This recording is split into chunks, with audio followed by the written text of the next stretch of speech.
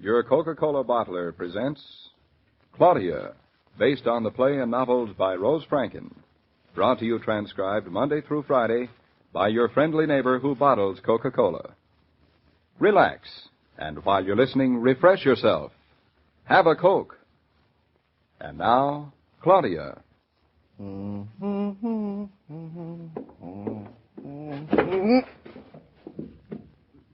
Loud beer. David, what happened? Is something wrong? I fell, that's what happened. Since they took the carpets out yesterday, this floor is less like a bedroom than it is like a skating rink. Did you hurt yourself? Are you all right? What were you doing out of bed anyway? David, are you hurt? Nothing that won't heal by itself. You'd better be careful when you get out of bed. If I never knew why people use carpets, I know now. What are you doing out of bed? I'm getting up. It's morning. Good morning, Mrs. Naughton. Morning. We just went to bed. That bright yellow light you see seeping through the window. That's not the moon or a flashlight. That, madame, is the sun. It is morning. Must be very early. 6:30. 6:30? Mm-hmm. Good morning. Good night. Thought you were going to be a real farmhand. Oh. Thought you were going to get up every morning at 5 o'clock and milk the cow. What are you getting up for at this early hour? I'm trying to get ready for tonight. Do a little packing. For tonight? Mm-hmm. Oh, I just remembered Mr. Carrington is coming. Say, David, that's awful. What are we going to do without any furniture? I must say, it does look kind of barren in the living room. It does. I didn't know how big it was until they took out the furniture. It's wonderful for dancing. Yes, except they didn't leave us the radio. Oh, I wish I'd never invited him to New York in the first place. But I had to go and invite him for dinner. Only one thing to do, and that is take him out to dinner. We'll have to get all dressed up. All dressed up? Mm-hmm. Our evening clothes are packed already. Now you know why I'm getting up early. You were going to unpack them? That's right. And have my dinner jacket pressed. Probably needs pressing. They're in the trunk, at the bottom of everything. That's why I got up at 6:30. You have to take everything out and put it all back in again. You certainly were in a hurry to pack our clothes. But I didn't know the furniture was going to be moved yesterday. And the expressman is coming for the trunks tomorrow morning first thing. Oh, that's fine. Then we'll have to spend the whole night after we're through with Mr. Carrington putting everything back in the trunks again. I don't see why we have to take our good clothes to Connecticut anyway. Sometimes I think that you think that Connecticut isn't right next to New York at all. Say that again. Anyway, we'd better take along our evening clothes to Eastbrook. Maybe someday there'll be a masquerade and we can go as city folks. Maybe I'd better get up, too. I'll do the unpacking, dear, and the repacking. I don't want you to be up all night after he goes. When's he coming? We'll hear from him at the office. And as soon as I hear from him and know exactly what we're going to do, I'll call you. All right, darling.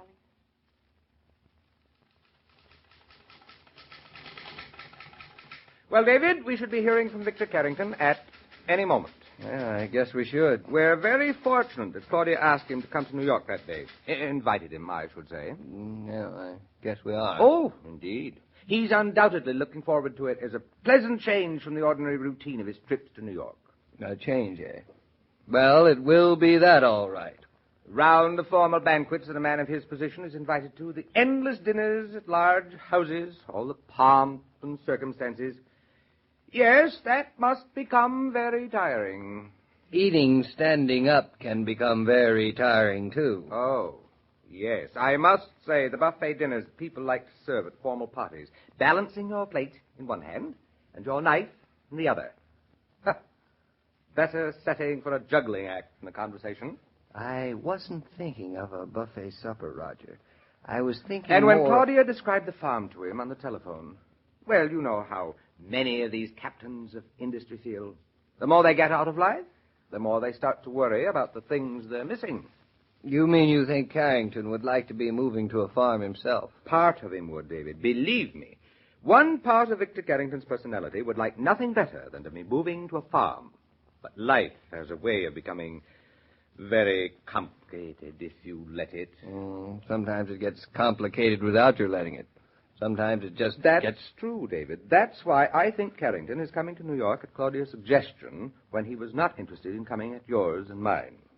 Then you think he expects to go to our house for dinner, huh? David, it wouldn't surprise me in the least if he were keeping his entire trip to New York a secret. Oh? I think he's coming as a sort of sentimental pilgrimage, Oh. to put himself for a day or two in your place, to see how it feels, perhaps, to be looking forward to a life that's a bit fuller, a bit rounder, perhaps, than the gloriously successful one he's achieved for himself. Roger, I sincerely hope that you're wrong. You see, Roger, we can't have Carrington to dinner tonight. You can't? No. But, David, why not? Our furniture. We haven't got any. The moving people came yesterday and took it away. No furniture? All the better, David. All the better. That's precisely the sort of thing that I think Carrington would enjoy. Enjoy? Eating off the windowsill? Roger, aren't you being a little impractical? Impractical? Oh, I don't mean that no furniture is a pleasure. But you heard the way Claudia talked to him over the telephone the other day. I heard Claudia's end of the conversation. That's all one had to hear.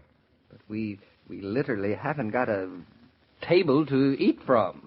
We haven't got silverware. Nothing. David, don't let your respect for Mr. Carrington's position deprive him of a very great pleasure. Well, if we have to arrange a dinner... Nothing complicated. The simpler, the better. I don't care how simple. If we have to arrange a dinner, I'd better call Claudia right away. Good. I think you've made a very wise, a very kind decision. I'd feel a little sure of myself if you were Carrington, Roger, but, well... Didn't I just hear somebody coming in the outer office? I think so. That's probably Carrington. I'll be with you as soon as I get Claudia.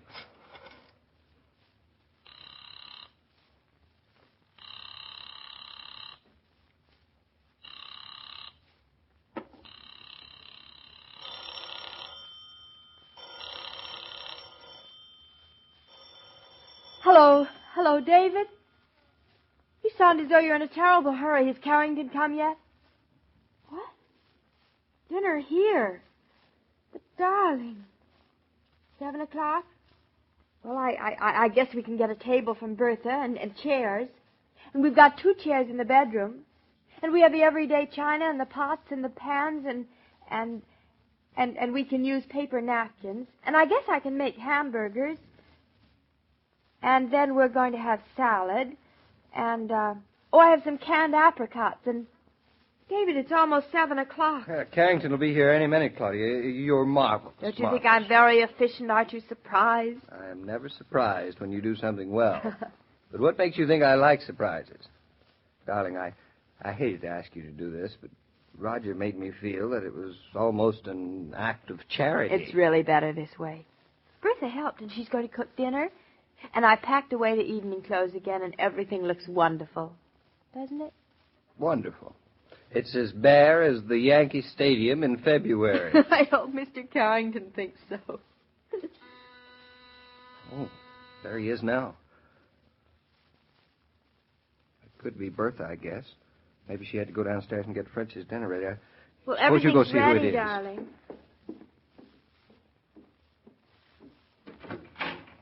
Hello? Oh, hello, Mrs. Naughton. Well, hello. You're all dressed. Oh, dear, perhaps I'm a little early. I was so anxious to get here and see you again. Well, please come in. We haven't any furniture. We're just moving. Yeah, so your husband tells me. Oh, hello, Naughton. Hello, Mr. Carrington. You really shouldn't have dressed. I mean, it wasn't necessary to dress. I'm a little early, I suppose. There's no great hurry. You know, you'll have plenty of time to dress while I talk to your wife. I haven't seen her in quite a while. But Mr. Carrington... These dinners never begin very promptly, either. We're going to a dinner? Good heavens, did I forget to tell you? Well, I guess you did. Well, I was so interested in what you and Mr. Killian were telling me today, it must have completely slipped my mind. At least I thought my secretary had told... Am I going to? Are you going? I should say so. Why, you're going to sit right beside me.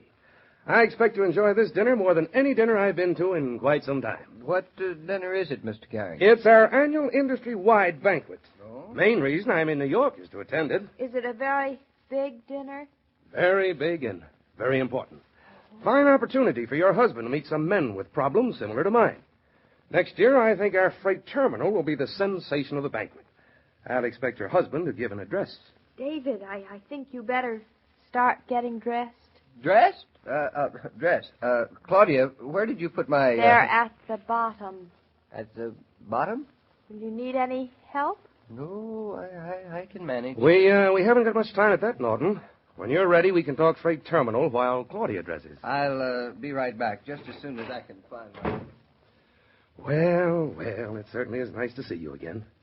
Your husband is a fine architect. He's done wonderful things to our farm, Mr. Carrington. I hope you'll come to see it sometime soon. Well, farms are out of my line, and I'm surprised that you don't find them a little out of yours. Out of our line? Well, I'd say that you were a little too sophisticated for farm life. You're real New Yorkers, I think. But we're both looking forward to... We can hardly wait. Here, I forget to tell your husband that we're going to a formal banquet, and it doesn't seem to bother him or you a bit. It doesn't? You're just perfectly casual about it, both of you. Banquets or farming, doesn't matter. You take both of them right in your stride. Yes. For you New Yorkers, everything is a party. What was that? I think I'd better go and see. Excuse me? Please hurry back. There's a great deal more I want to say before I... David, what happened? Oh, nothing much. I just pushed over a small trunk. But the evening clothes aren't in that one. They're in the other one. That steamer trunk? At the bottom. I'll push it over here. Oh, I hope he isn't getting impatient. He's going to introduce you to some very important people. On the bottom? Yes. Why did you have to put my dinner jacket on the bottom? You said you wouldn't wear it for years in Connecticut. Not till we go to a fancy dress party, remember? Well, here goes. Oh, now don't make too much mess, Well, we darling. can't keep Carrington waiting. Your shoes are in the other trunk, David. I'll get them out. Why did he have to have his industry-wide banquet tonight of all nights in the year? He thinks we go to parties every night. I hope the next party we see is that fancy dress ball up at Eastbrook. Oh, why couldn't it have been a masquerade tonight? Then everything would have been perfect. In Connecticut, we'll be able to dress up like New Yorkers. And tonight, darling, we could go as a couple of Yankees from the farm. Dum dum la la la la la la la la la la. Next time you're in a food store, notice how many women pause during marketing for ice-cold Coca-Cola. Having a Coke cooler right in the store makes it easy. Why don't you stop for Coke as a pleasant break in the day's routine? You'll probably find, as others do, that selection is easier when you shop refreshed. I guess Claudia and David are inside dressing, Mr. King. Oh, they'll be ready in a moment, Mr. Carrington. Claudia and David never take very long for anything. Quite a young couple. I like them. I'm surprised they're going to live on a farm. They didn't seem like that to me. Oh, they didn't seem like that at first to Claudia either. But she's gotten so she really loves the idea. You don't say. And Mrs. Brown, Claudia's mother, loves it too. Oh, is she moving up to Eastbrook with them too? Well, that problem hasn't been settled yet, but I understand it's due tomorrow. I wonder whether Mrs. Brown is going to move with David and Claudia or not. Well, the pleasure's all hers. They ought to be ready for now. Goodbye, Mr. King. Goodbye, Mr. Carrington. Every day, Monday through Friday, Claudia comes to you transcribed with the best wishes of your friendly neighbor who bottles Coca-Cola. So listen again tomorrow at the same time. And now this is Joe King saying au revoir. And remember, whoever you are, whatever you do, wherever you may be, when you think of refreshment, think of Coca-Cola. For Coca-Cola makes any pause the pause that refreshes. And ice-cold Coca-Cola is everywhere. This broadcast of Claudia was supervised and directed by William Brown Meloney. And now, here's a word from your friendly neighbor who bottles Coca-Cola.